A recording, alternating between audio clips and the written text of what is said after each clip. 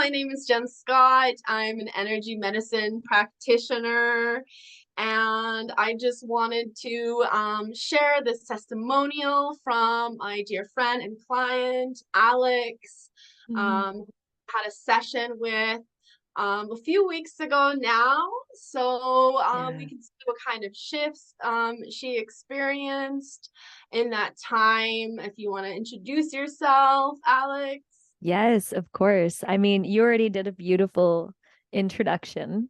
So hello, everyone. My name is Alex or Alexandria. Um, yeah, I am a relationship and grief coach as well as a breathwork facilitator. And I was lucky enough to get a session from Jen. And it was just magical. Oh my goodness. Oh, and yeah, like you said, it was like about 3 weeks ago. And I released a lot, a lot from that session.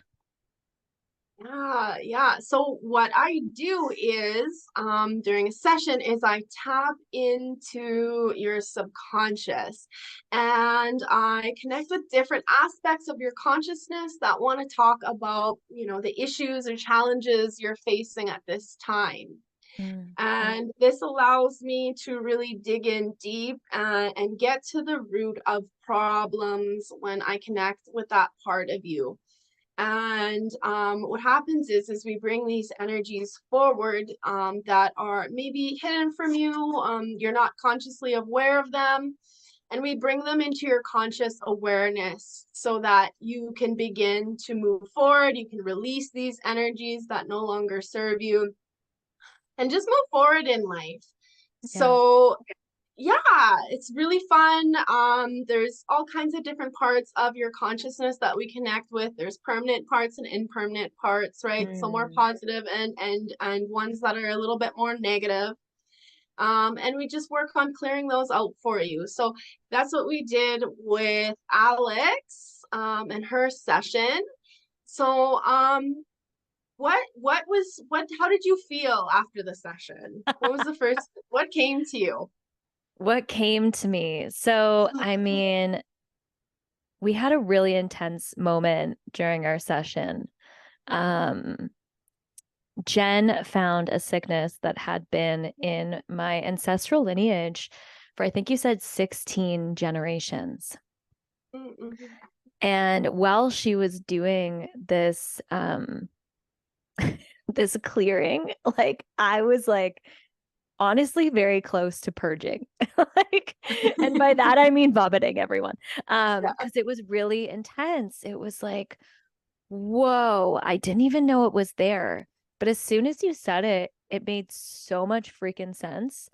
Um, and then yeah, it was really, really, really intense. It kind of felt honestly in that moment, not like an exorcism, but like literally like this energy was being pulled out of my DNA that was Hmm. holding me back, right? And after the session, I was like, it was really interesting. I was like super energized, but also so tired. Do you know what I mean? Like, I was like, whoa, this was like really crazy. And I feel so different. Like, it's almost like there was like a little bit of fog, like it was like foggy when you don't realize that it's foggy, right? Before the session, and then after it was like that moment of like I can see clearly now, like the rain is gone, right? But it's Yeah. like it was like I had been moving through life with these glasses that were fogged up, but they were normal to me because that's all I had known. And then Mhm. after the session, it was like, whoa, I'm seeing the Got world so processed. differently. Yeah. Yeah. Yeah. So that's how I felt after. I felt very, very different. And you put me in a few healing containers. Um, yeah, that were really helpful as well to continue Yeah. my healing, which when I went into, I was like, what is that? So yeah, a lot of the times during a session, um, I don't want my clients to keep having to come back to me for the same issue over and over and over again. Mhm. So what I do is, if I can't finish it up in the session, I try to get all the details, because the subconscious loves data. So I try to get all this data and information about these imbalances that are causing you challenges, so that once we disconnect from our session, you're still healing and clearing out those energy blocks. Mm, So sometimes they can last for a week, 2 weeks, 3 weeks. I think yours was a week for sure. yeah. The Yeah. one we put you in. Um, so yeah, that just allows you to keep healing even after we're disconnected, because you're just ready to release. A lot of information comes to your conscious awareness, and you're also a big huge part of this as well, because you'll Mm. start maybe having memories pop up, or Mm, just different things coming up for you that you can just start processing and just letting it all go, right? So we're just yeah. clearing away that fog of the past, Yeah. really, is what it is, and Yeah, it moving was you pretty forward. crazy. Like there were like a few things that like I'm still almost like bamboozled by. Like I knew, for example, what came up during our session was this binge eating. And I Mhm. knew there was this binge eating, but like I didn't actually like think it was a problem, right? And not Mhm. that it was a problem, right? Like, but it was impacting me in a way that, that was holding me back. And yeah, it was so interesting that binge eating came up. And that I noticed like literally the day after. Like I was actually stopping eating when I was full, Yeah, and I wasn't like searching for food. It was yeah, so interesting. So that yeah. was like one thing that came up too after the fact. And another thing that you found that I was also just like, oh my goodness, it makes sense. Um, was I think I forgot what you called it, but it was like these compounded, um, what is it called? Compounded like preconceptualizations. So Yeah. it would be a compound preconception emotions. So what that is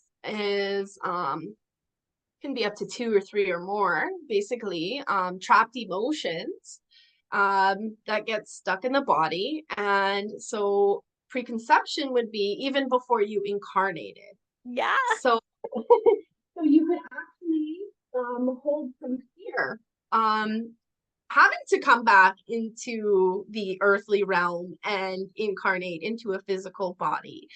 So, and how are you going to dig that out of your subconscious yourself? That would be really hard, right? To be like, I had fear before, I Possible, don't but want hard. fear, right? Yeah, like, Yeah. so what we found with an Alex, which does happen, I mean, it's more on the rare side, um but yeah, she had like two or three trapped emotions that almost stuck together like a little ball all together. Mm, And yeah, just this kind of anxiety or fear around coming here and yeah. incarnating in this There physical. was this lack of control that came up with that, and then there was resentment, and then I Mhm, forget what the other one was, but it was like mhm. holy, that was like releasing that was really intense as well.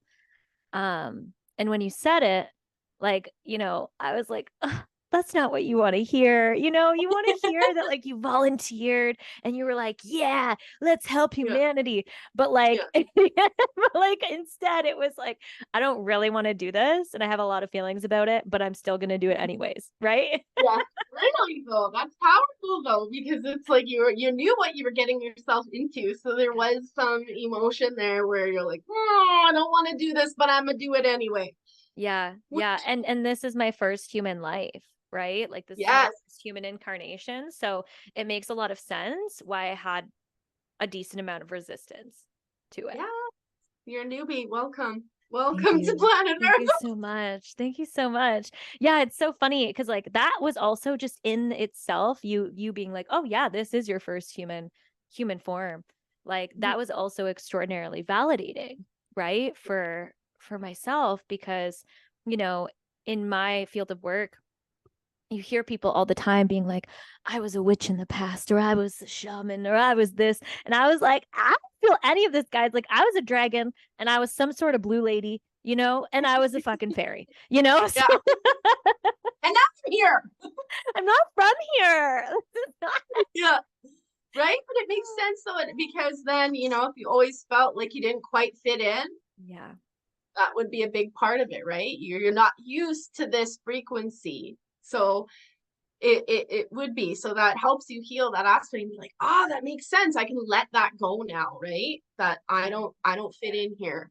I can let that go because this is my first time here. This makes sense. Yeah. I love Yeah. that. I love that. So those were like, honestly, like the three things that were like, obviously you worked on other things as well, but those three were like really, really impactful for me during that session, like the binge eating, the releasing those preconceived emotions, and yeah, and clearing this sickness that was in my DNA. And y'all, that was crazy. Like, I don't even know how to explain how crazy that was. So we're clearing, right? We're reprogramming your DNA by doing so. So we're going all the way back. All of your information and data is stored in your DNA. So when somebody in your ancestry feels something so strongly, felt a sickness so strongly, what happens is it gets locked in the DNA because they never processed it. So this person got sick, passed away, and this just kept getting passed down the family lineage until someone steps up and does the work and clears it. And we cleared it that session. So what that does is it clears it for everyone, right? Yeah. Yeah, like everyone in the past and the present and the doesn't matter if they're alive or not. Past, present, and future. Yeah, so you know that whoever that I believe it was a miasm, whoever. Yeah, it was miasm. Yeah. What Miasm? can you Okay, yeah. explain a little bit more of like what that is? It's just like a reverberation of energy, basically, right? Okay. So yeah, so when this person reincarnates back into a physical body, they're not going to have to clear that anymore because the future ancestor that they've been calling in to help heal came in and did that, right? Wow. Yeah. Yeah, it's really cool. And really there was cool. like a will to not heal that was attached to it. Yes. Yeah, that's right. There was. Was that yours or was that passed down? I can't remember now. That was passed down. Yeah, passed down. So, you know, it could, our ancestors by the had same really, person. Yeah, so our ancestors had really hard lives, and you know, if you're that sick and you're not getting help and life is really hard, you can develop a will to do things, a will not to do things. And this ancestor of hers just developed a will to not be healthy anymore. Did you see that? Yeah. Something. What was that? I don't know. It's really big. We're gonna have to go back and look at that. Because it looked like it had wings. That was crazy. I thought that was like smoke coming from a candle. I have nothing on in front of me. That's wild. Oh my gosh. I'm excited to look over that again. That's so weird. Like, I saw that. Yeah. That? Oh my gosh. I definitely saw that though. Okay, good. I'm like, I'm pretty sure I just saw something go right in front of my vision here on the camera. Which happens often, but I've never seen wings. I always see orbs all the time. Like if you're having a session with me and I have my camera on, you're going to probably see orbs. But yeah, this one was different. Very cool. That was so weird. See, like being human is just so unusual. It's just such a like a weird time all the time. Like, and especially when you're like an awake human, right? Yeah. Like even for me, like, you know, you already know that, like with merging with, you know, my past/present selves. Yeah. And different versions of myself and like creating that soul completion. It's so weird. Like I'll tell people and I'm like, I feel weird telling you this. But yeah, crazy experiences. And like your session was one of those crazy experiences, honestly. And it was so interesting. I think that there were a couple of other things that came up in terms of like sexual assault at a particular age, and you really helped with healing that as well. Yeah, we Um, cleared up a lot of trauma around that, I think, and like yeah, negative that was emotional emotional too. buildup. Yeah, Hmm. that was really emotional too. I think you found that in either my heart or my solar plexus. And there was one other thing. Oh, I would love for you to explain to everybody this too. So,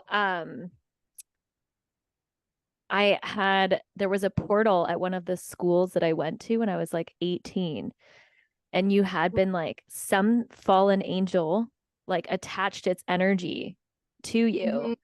And so like I would love for you to explain like how that works, and like how a fallen angel's energy can impact you. And also if there's different energies for different fallen angels. There's all kinds of different, right? We have, so let's say if you believe in angels, right? Archangels and ascended masters, these are all just different words that we use to describe high vibrational beings. And the polarity of that would be a lower vibrational beings, right? So fallen angels would fall into that category. There's all kinds of entities and spirits. Sometimes spirits when they pass away, or sorry, humans when they pass away, especially just the way Earth has been, like we've gone away with death doulas, right? And religion has really programmed people to be scared of dying because you're going to go to hell if you sinned, right? So often people don't cross over either, and their spirit stays Ooh. behind, right? Yeah, so either they have unfinished business, or um they're scared, right? There's a lot of fear around it. So these beings tend to attach themselves or find lighthouses, basically, right? So if you carry a very strong bright light, they are like, hey, can you see me, help me? A lot of the times Mm. that's for spirits, or people like passed down loved ones or families, or um yeah, that just don't cross over. But then there's really low vibrational beings as well, right? So we can have vampiric entities that kind of Oh yeah, drain you your found life. that too. There's all kinds of, demons, demonic entities. These are all just words with our human, like from our human words, our vocabulary that Yeah. can be used to describe lower vibrational energy. So it's nothing really scary per se. Mhm. And often we actually make contracts with fallen angels, even lower vibrational beings, because they help us to learn lessons, right? Mm. And Yeah. get and challenges so that we can grow and evolve. Because if everything was always happy, puppy dogs and butterflies and kittens, we would never change anything, Yeah. right? So for our highest growth and expansion, we often, before incarnating, make contracts with these beings. Right? So like I had a contract to experience addictions. So Mm. right, so I had to do a lot of work around clearing that, and attachments causing addictions. Um and portals, well, that can develop anywhere where there's lower vibrational energy. So a lot of, lower vibrational places like bars, let's say, where there's a lot of fighting going on, maybe yelling, um, places like that. And that energy stays in the room, it doesn't get cleared out. And lower vibrational portals can be made through these denser energies because it's a vibrational match, basically. Mm. So, as well as if you have a lot of trauma in your body, like you went through some traumatic things in your teens, later teens there, Mhm. um, that trauma in your body as well, like attracts like, right? It's a Yeah. dense, dark energy. It's gonna reflect that, and you're gonna attract that in until you release all that energy out of your body. Mm. So many different things. Like I could go Yeah. on and on and on and on about all of these things, Yeah. right? Yeah. I mean, through our session too, you said that you like activated, like you put online like 3 new DNA strands for me. And then I had already Mhm. activated like 3 other ones on my own. Mm. Can you share like what those are or like what? Because when you said it to me originally, I was like, huh? So I'm sure that other people, I know that you posted on your Instagram and stuff, but I think that like Yeah. hearing it, might also be super Yeah, so helpful. it's basically like take for example that miasm of sickness that we found down the family lineage in your DNA. So we're basically going through your DNA and like pulling these things out that no longer serve you, that don't serve you, that don't serve your family. And what that does is it allows your ethereal DNA to come back online. So we have 2 physical strands of DNA. And then within that, we also have ethereal strands, but that's been offline for a long time in humanity, just because our consciousness levels were dragged down so low. But now we're rising up, right? We're expanding and we're becoming more conscious. And so when we're clearing out these energies out of your DNA, it allows those ethereal strands to come back online. And that has so many benefits. I mean, you start remembering the past, you start remembering even past lives. You just feel healthier, your intuitive gifts become stronger because you're more connected to the ethereal part of you rather than just that physical aspect, right? So that more of that, your spirit is coming back into your body online rather than just being connected to the physical. Yeah. Yeah. That makes Do you sense. have all of your ethereal strands online? I do not have them all Okay. online. I don't even know how many exactly there would be. I think I'm at like 30s, 30. Whoa. Yeah. I thought there was But 12. no, there's way more than that. There's way more than that. So yeah, like my intention is I rise, you rise. So everyone comes with, Mm. right? So I'm a spoke in a wheel. Okay, so here's like the middle of the wheel and it has spokes all the way around, right? And it attaches to like the big part of the wheel. And I'm just helping everybody rise up with me. Um, Mm. helping to raise our consciousness levels, open our heart spaces, like clearing heart walls and Mm. right. So heart wall is when you're going through hard times, you have trapped emotions in your body or you trap a wall around your heart to protect it from breaking. Um, but long term, that's not good physically for your health, emotionally, because it feels like you're blocked off from others and yourself. So just I'm like cracking people's hearts open, Mm. raising your consciousness level. We're raising your frequency as well. I can usually lift someone up almost 100 hertz per session. Yeah. Yeah. I think So I think I went from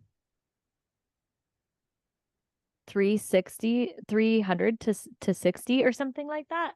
yeah, I can't remember. I have it written down somewhere Yeah. in my Yeah. chicken scratch writings. But yeah, so yeah, it's really cool. Usually one session for sure is a more DNA becomes activated, and we raise your frequency in hertz. So Mm. yeah, raising, and then my clients go out and they do the same. Yeah. Yeah. Yeah, absolutely. Whew. Yeah. Wow. I'm really, really grateful that I was able to do a session with you. And I will absolutely be doing more sessions. So much fun. Absolutely.